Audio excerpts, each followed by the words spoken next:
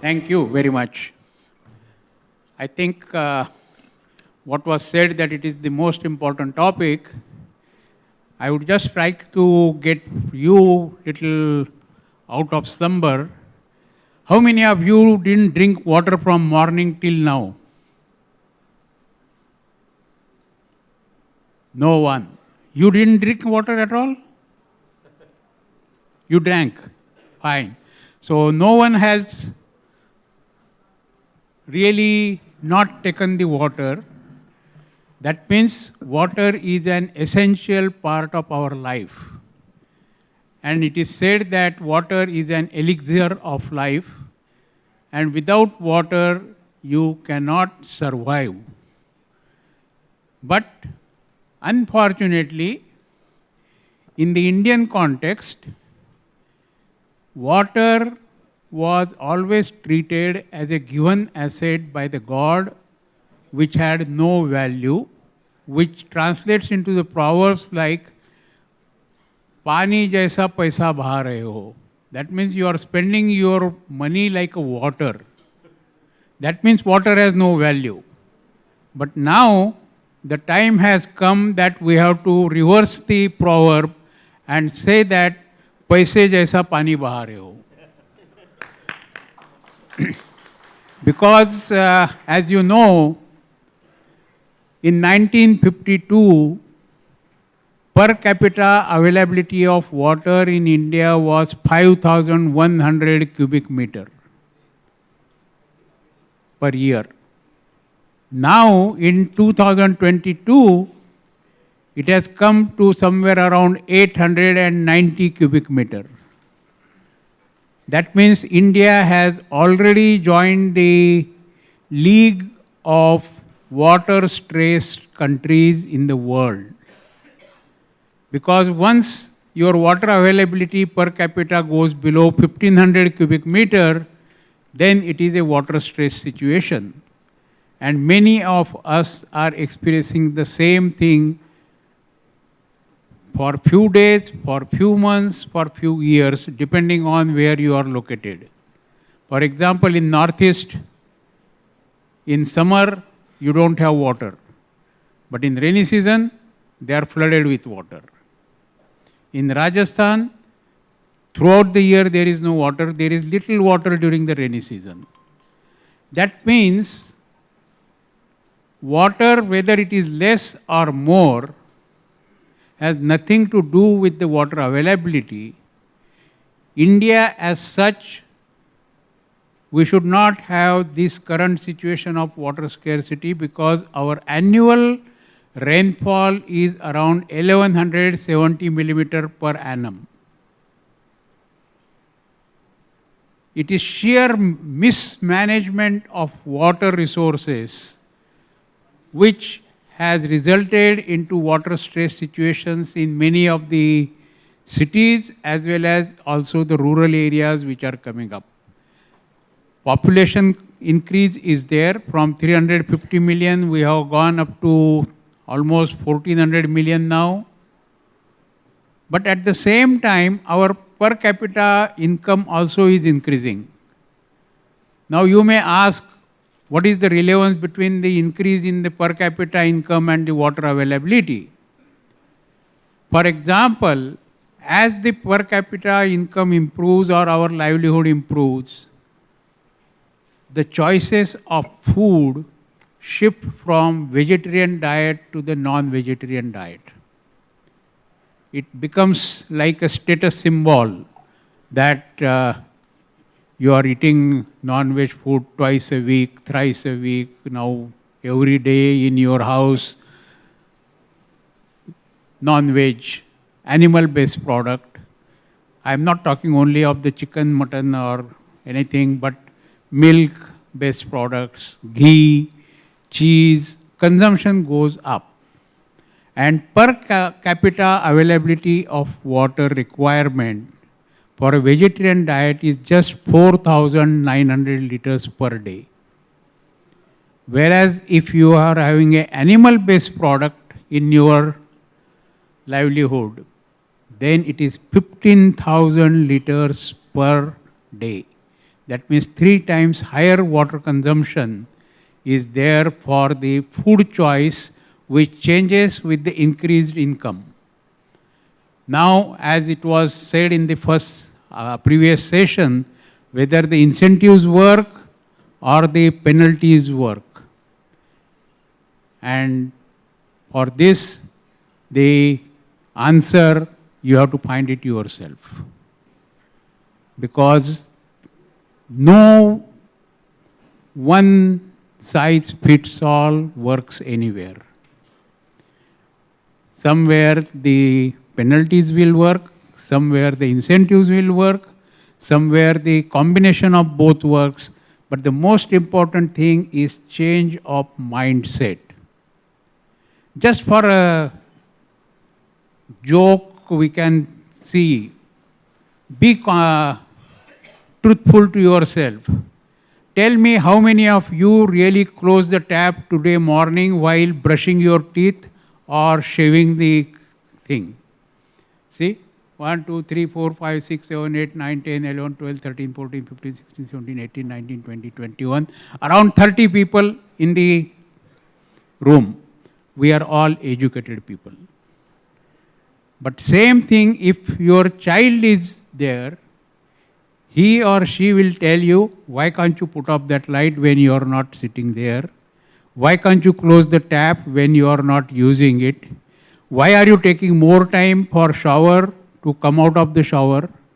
All these things because it is a change of mindset. And that is what is basically required for the human beings to implement anything. You need the community participation. And that's what many people were making mockery. What is there during the COVID time that you have to beat the plate standing in your balconies and other things, because that was one of the way to enhance the awareness and also show the appreciation for the services rendered by the medical people, police people, and the people who were cleaning your roads and houses and other things. So the Jana Jagruti or people participation is very, very critical for everything, including the water management. And now we have two distinguished panelists with us. One of them works on the water conservation. The another one works on the recycling of the wastewater. And recycling of wastewater, that means whatever you conserve, that you have generated. And that's where if we can make use of the recycled water for agriculture, safe use, I am talking about safe use, not about the untreated water to be used for anything like that, then it will cut down our water requirement. And for your kind information, 80% of water requirement is by the agriculture in the country. For our food production, industry uses hardly 12%, but for industry, we have the strict rules, how they should use the water, how they should recycle the water, and all that one. But for agriculture, there are no rules and regulations for cutting down the water usage. And that's where the question comes, whether the penalty works or the incentive works. And my first question will be, how do we really augment our water resources to both of you? Because both of you are, one is conserving, another one is recycling. So how best communities can ensure that our water supply, whatever it is there under our control, can be enhanced for reuse or for conservation purpose? First, my maid always has a complaint कि भैया पानी बचाने के लिए बहुत करते हैं, and she always complained my wife कि इनके साथ ना काम करना बहुत मुश्किल है, कि हर टाइम टैप बंद करो, what is this? I can't work. So there I thought, like, we can change maid, but how many times we can change maid? Then there are a lot of innovation like aerator, atomizer. So I got that thing in my home, in my kitchen, so that at least whatever we can do, we should conserve that. I'll tell you a story how we started.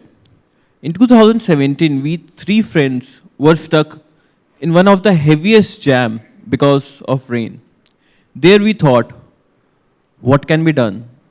What is the solution for this flooding problem? Can we do flood mitigation solution? Then after doing a lot of research, we came across that this water is free of cost. We call this free water. And this is the purest form of water called rainwater. So rainwater harvesting is one of the perfect solution that can be adopted. We see a lot of Bawadi in Rajasthan where people used to conserve water for 1 year. They had different monuments, they had different sculptures like elephant, camels, which used to tell how many months water is left. After that, doing that research, we came across that there are many rainwater harvesting systems already present in India. There are a lot of ponds present in India. But what better can be done to maintain that? Do you know, we conserve only 8% of rainwater, which is negligible. That is the moment when we decided to go for innovative solution called modular rainwater harvesting. Good afternoon, everyone. I am Ankit Magan, founder Retas Enviro Solutions. We are mainly into a product called RainMax, which majorly solves two problems. First, of course, we conserve the purest form of free water called rainwater.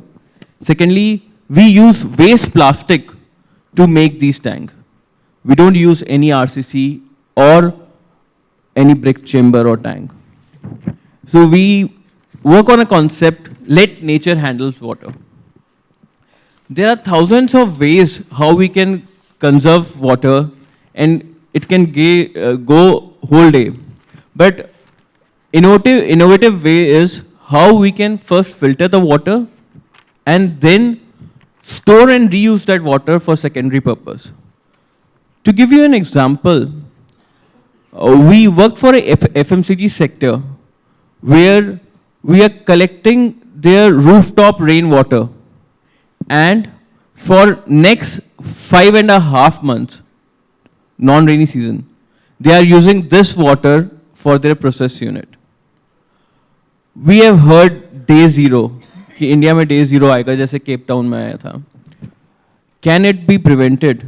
Yes, very much.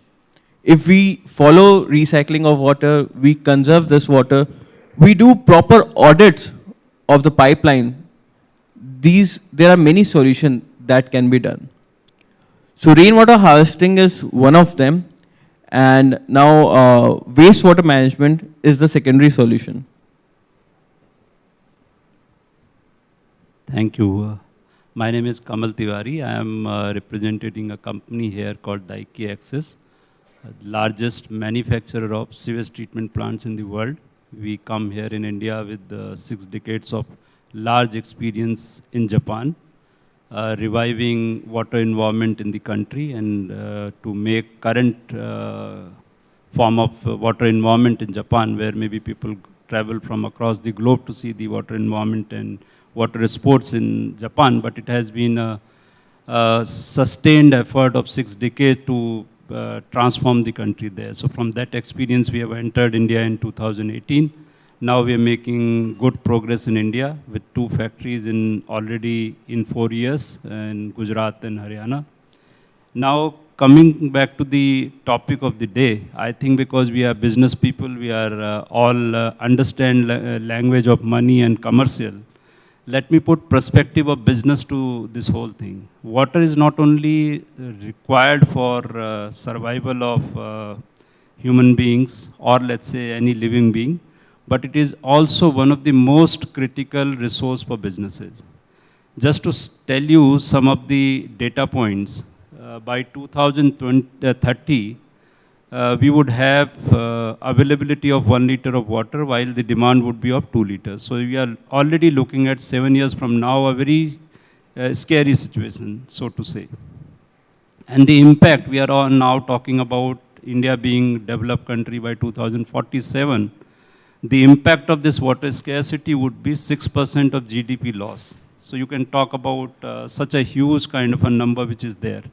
Now, coming back to the question of how we can augment the capacity, my friend spoke about conserving rainwater and making use of that. We come on the end of the pipe where the sewage which is generated domestic wastewater after use, or now we used to call it wastewater, but now I must compliment the government that they have changed the terminology from wastewater to used water, because it is no longer a waste. You can actually recycle, reuse it several times. So the terminology now is used water. So any water which is being used in your regular application, from kitchen to washing to bathing and toilet, every drop of that water can be recycled, reused. And not only that water can be put to use again, but also the sludge which is being generated can be used as a safe manure for gardening and agriculture purposes. So it's a completely circular economy, and it's a very affordable for a single household. A capital investment of less than 2 lakh rupees, which can sustain for 30, 40 years, and 7 to 8,000 rupees consumable cost in a year is good to make 1,000 liter of treated water available every day. This is almost matching to a iPhone cost, I would say. So I think the basic thing is we need to be aware about what is the real situation and what we can do. I think what we have been talking when unfortunately about subject of water, we all know what government need to do. Very few of us know what we need to do, and very little of, I think, people are aware what I can do. Just to give you another perspective, there is a very deep nexus between food security, energy security, and water security. Biggest two consumer of water are energy and food. So if on a daily basis, if I reduce my, let's say, wastage of food, then I also save on water. When I, let's say, reduce my wastage of using energy, then I'm also saving on water. And of course, when I save water, that is, of course, direct impact. And I'll just to give you a, let's say, number. On a daily basis, a city person would consume almost 200 liter of water on a daily basis. If you cut down your wastage of food, energy and water, you can save in a year a water which is good for a family for 15 days, just by 10% reduction. So augmentation, of course, the water which is, let's say, rainwater, we can save and reuse that water safely without putting too much of cost. And of course, the sewage, we are a large populous country. 80% of water which is being used is again turned into a used water. And for non-potable application, for car washing, for gardening, horticulture, all of that water can be utilized from sewage. So that could be one way to maybe augment the capacity, sir. Yeah. Dr. Suhas, I'll like to give one more example. Around 2017-18, when we started doing rainwater harvesting work, there, when we used to pitch builders, sir, rainwater harvesting is compulsory, that needs to be done. क्या आप कराएंगे? Usually the answer is, पानी तो free में, कितना मेरे करने से क्या हो जाएगा? So that was the usual answer. Now, after coming off Amrit Mission and different government policies, what is changed is, builders especially, they are highlighting, we are using STP, treated water, we are using treated water to construct our building. Our premises has rainwater harvesting. That has come in their pitch, marketing pitch. They are highlighting that we have innovative rainwater harvesting pitch, we have flood mitigation solution, we have FTP plant. So that is the change now that we are able to see because of the policies that government has brought. Thank you very much, Ankit and Kamalji. I think both the panelists have clearly indicated the need for water conservation as well as recycling.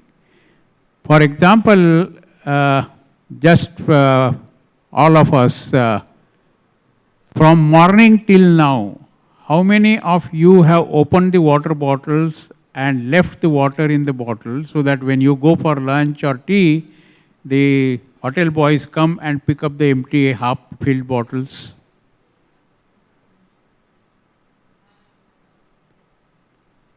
Only two? I think there should be more people who have left the bottles with water. Hotel guy can give you better answer. Yeah, it clearly shows that it depends on people like us, how we do the conservation of water. For example, in the house itself, if you take a full glass of water, drink half and half goes into the sink, then you are wasting the water. But if you take only half glass, if you need half glass, then drink that, then you are saving the water. And water saved is water generated. And that's what basically means. Another point I would like to bring to your kind attention. Many of you may be in the executive positions and working with the rural communities. And when you go to a village, the farmer always says, give me the water, my all problems will be over. So what do you think for the demand for water by the farmer, how it can be fulfilled? Thank you. First of all, it was very, very interesting conversation and the examples and stories wonderful. I'm Poonam, I represent Colgate. Disclaimer, I may not be the expert, but while you asked that, working for community programs, especially on water, I firmly believe that water is something that's life for any community. And it's not only drinking water, drinking water and water augmentation. It not only, solves their problems of water accessibility and availability, but also becomes a reason of livelihoods. Be it farmer or be it, for any crop, be it even rearing the animal or other, activities. A farmer says that, bring water because we work in some tribal villages where we've seen drastic change. So whatever, water is augmented. And when I'm saying augmented, not necessarily you have to construct something new. You can always, save water bodies or, work with sources where water comes but doesn't stand, and you can make that water stay there. It also recharges the wells. And it also helps a farmer to augment the agriculture area, the land. So that's a kind of impact. Some of the things on drip irrigation, that also helps to save a lot of water. So I think there are many steps wherein farmer definitely wants water availability. And there are many ways wherein water can be made available without any wastage. And of course, rainwater harvesting is very, very important. So that's the experience we saw. And we saw it has helped them raise about 33% of their incomes also. And that percolates to many things, health, education, everything. So thanks, that's what I wanted to share. Thank you. That's the easiest way the farmer, the policymakers, the bureaucrats, and also the development agencies would come up with the solution for water for the farmers. But please note that whatever the biomass on this earth is produced, 2/3 of water requirement for biomass production is from the green water, that is the rainwater which is stored in the soil as a soil moisture.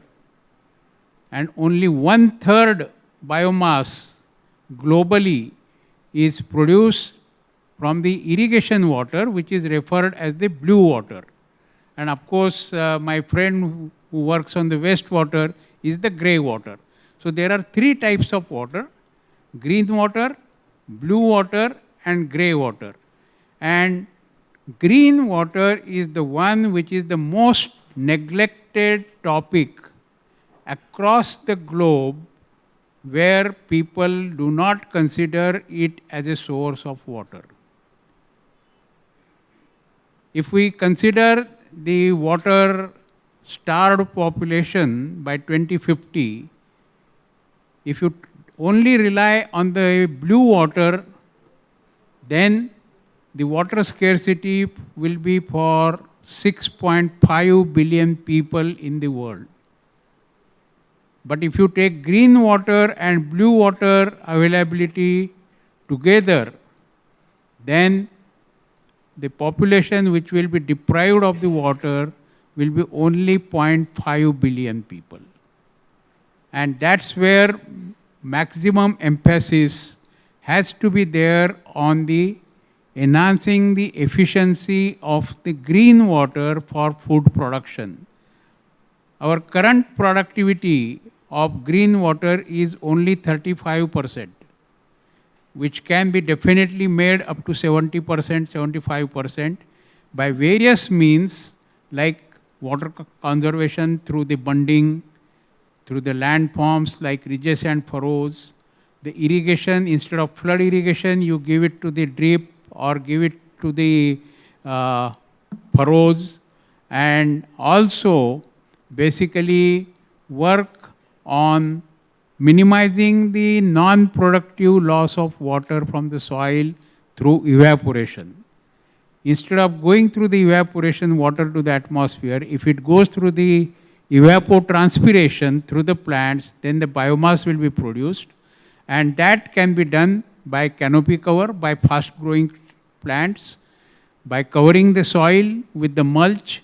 It may be straw mulch, it may be plastic mulch, it may be stone mulch, anything of that sort. So my request to all of you who are in the decision making positions in the corporates for CSR, please ensure that in your projects which you support are emphasizing on the green water conservation and efficient use rather than only the blue water what we chase, which is only 1/3 of the contribution.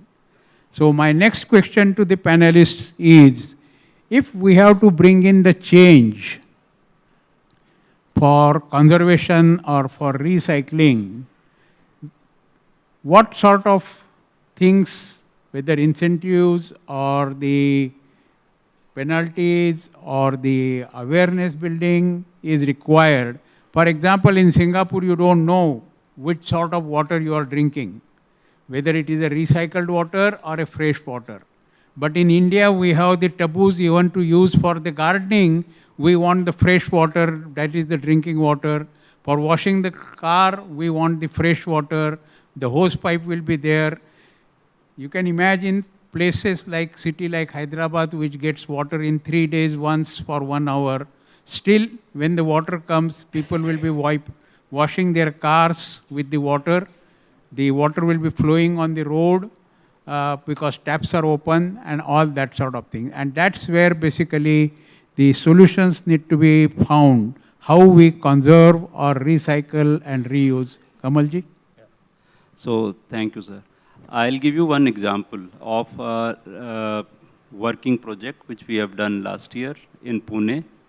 And the problem was basically we had few city parks which were abandoned because there was no greenery available.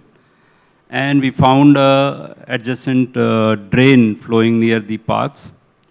And so we had problem, we had potential solution.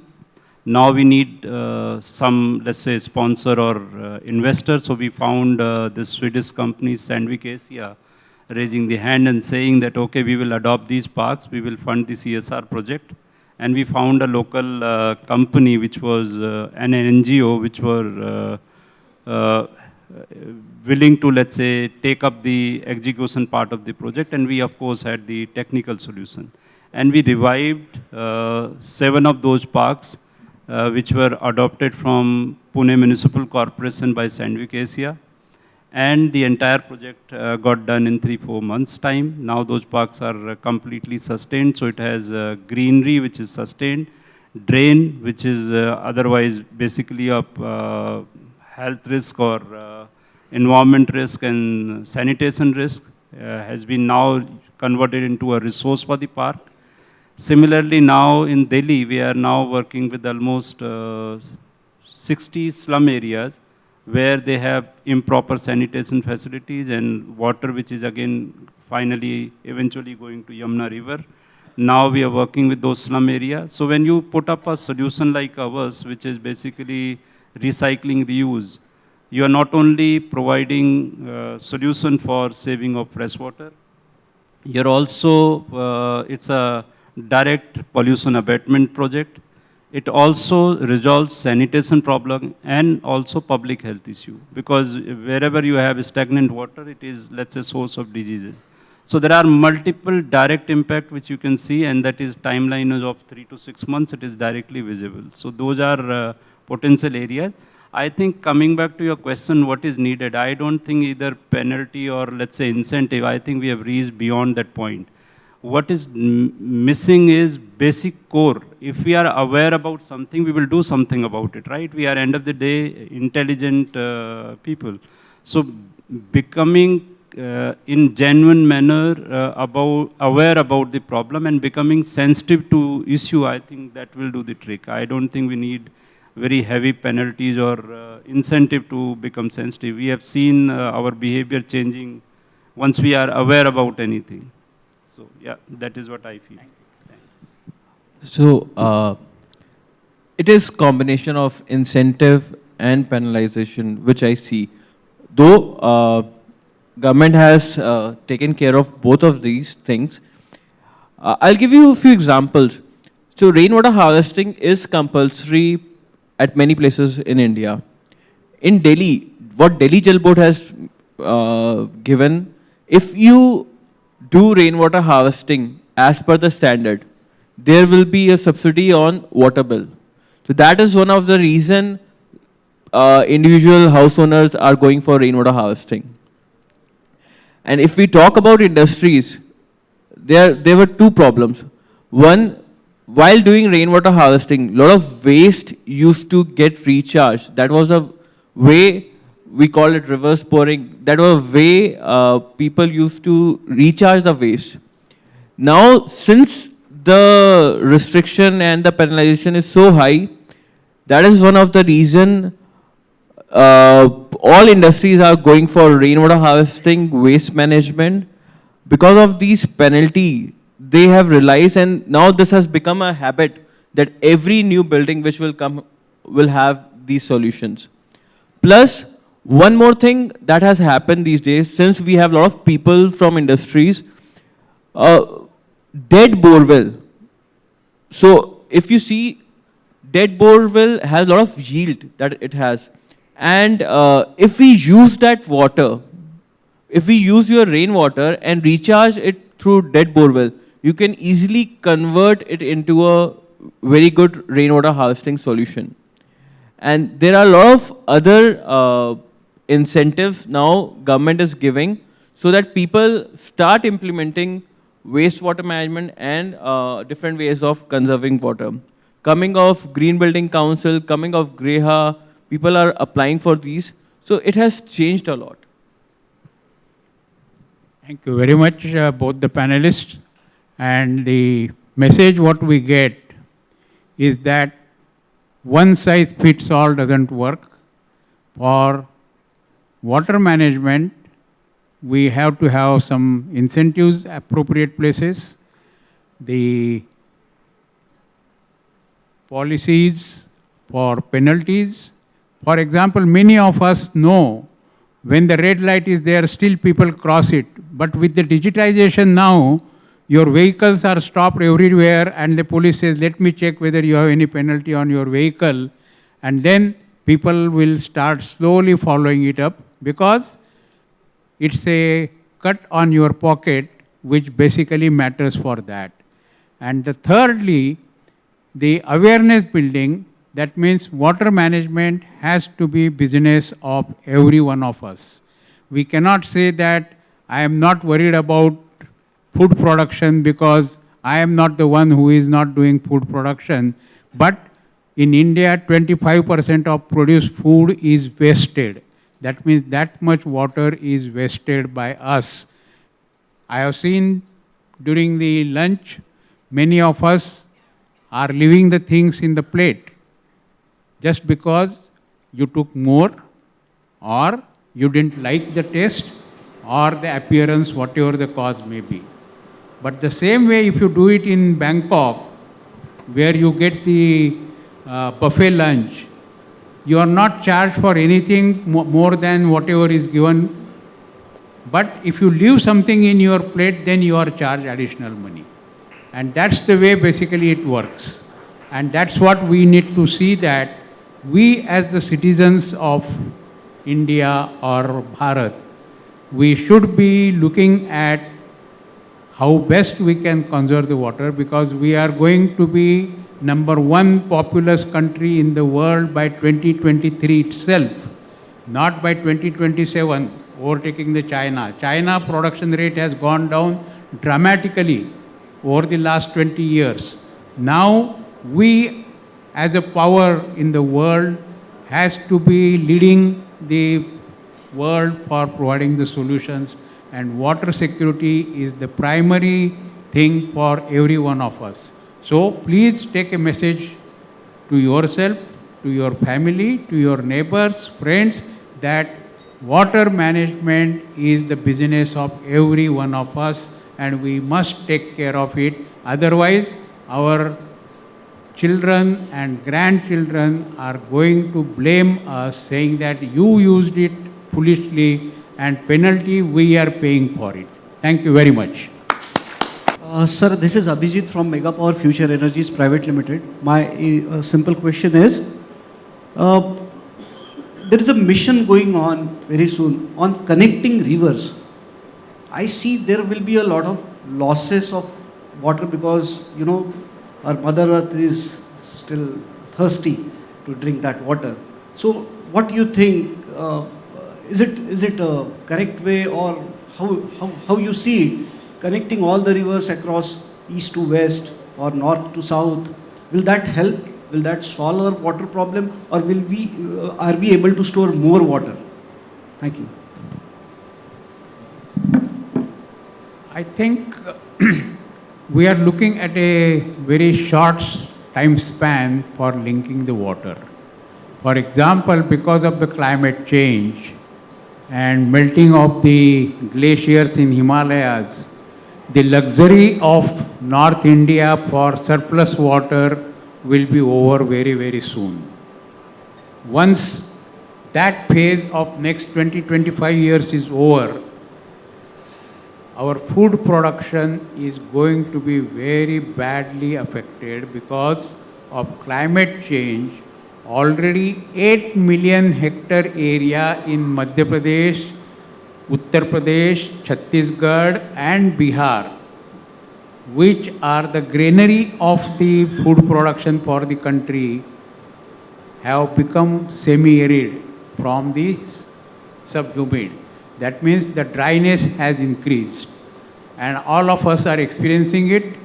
The temperatures are going up, the water requirement for evaporation is going up, and the areas are becoming arid areas, semi-arid areas, and because of the melting of the Himalayan glaciers, the continuous flow of water, for some time it will increase now, but after that there won't be supply of water. So the rivers, like what we have seen, Saraswati River, is disappeared.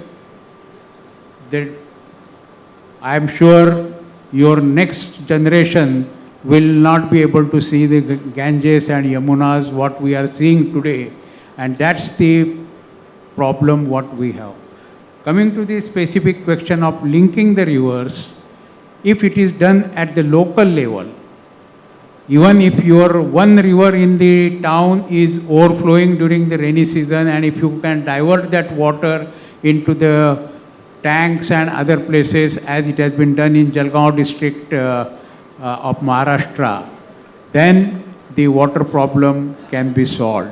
Many of us know that most of the water goes to the ocean because all our planning of watersheds and dams and everything was done on the data which was 70 years, 100 years old data. The current data of rainfall is not taken into account for considering of construction of watersheds or dams and other things, which we need to take care. Because whatever watersheds we do, only 30% water is supposed to go out, but at the moment, with climate change, number of rainy days have reduced, the intensity of the rainfall has increased, which results into flowing of the water outside the watershed because you do not have that much capacity created for storing the water. So, linking the rivers at local level definitely will work, and we need to keep into account whether only water we considered or water and energy nexus, because to lift the water to that level and then make it available and then the losses to evaporation and other things will have a complex issues as such coming up. So I'll just add. So there was a lot of research work which has been done before coming to this thought that we need to link river water. I'll give you an example of Gaya city, both Gaya. So the project was 100 of crores in INR because they have to lift the water from down topography to upper topography in order to provide enough water for agriculture and for different secondary purpose. So this, by linking these river, it will definitely give equality to all the states where somewhere they are facing flooding problem, and rest of the area where during rainy season also they are facing drought because of the change in weather pattern. And other than that, when we talk about aquifer in, below earth, then it will help to recharge that aquifer at some level, especially in the areas where river have dried up. It will again help to get the aquifer replenished. Yeah, I would say, first of all, let me submit that it's a complex subject and I am not the expert of that interlinking of river subject. But as a practitioner of water as a subject and with the common knowledge, I would say that it has already transformed many areas. You are already aware about what has happened to Kutch region in Gujarat by, let's say, interlinking of river. And interestingly, in month of December, NMCG Namami Gange program, they have already provided a river map of tributaries of Ganga in Uttar Pradesh region and many other parts. And what we now understand is water find its way and it is all interconnected. It is not that in groundwater is not linked with river water is not linked with, this is, we know, we have all learned the water cycle.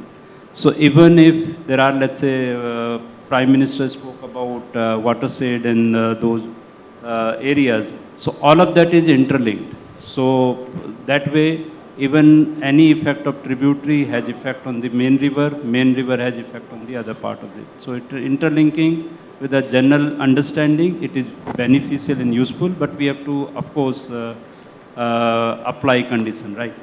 Yeah, thank you. Thank you so much for the lovely discussion, sir. Go I ahead. think in the interest of the time, we all are here till evening. We can always discuss the topic because it is a never-ending topic and very critical for every one of us survival. So definitely we can talk over it and find the ways how best we can contribute to the water security as such. Over to you. Thank you very much. Give them a big round of applause. Very nice.